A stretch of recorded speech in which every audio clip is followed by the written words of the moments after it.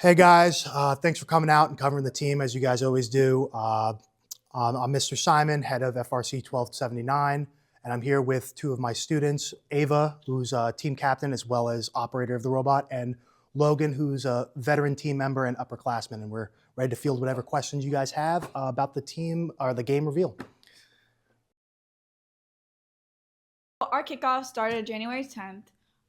We're in the process of thinking of ideas for our climb and in the process of building our robot with our several ideas that we have listed. Our first competition is March 7th, 8th, and 9th at Warren Hills Regional High School.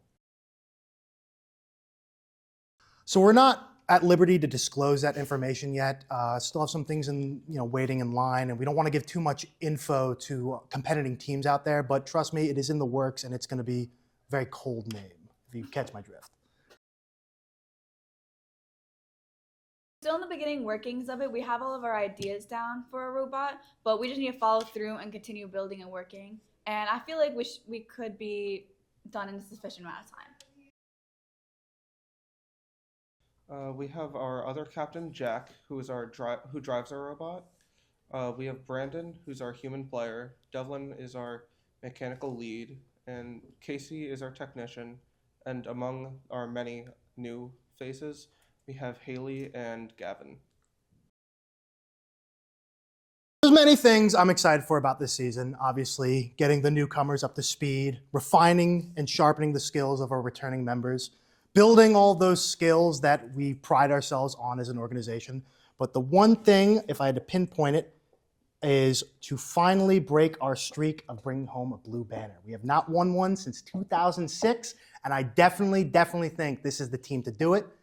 It's not a guarantee because we've had a lot of good teams in the past, a lot of great teams.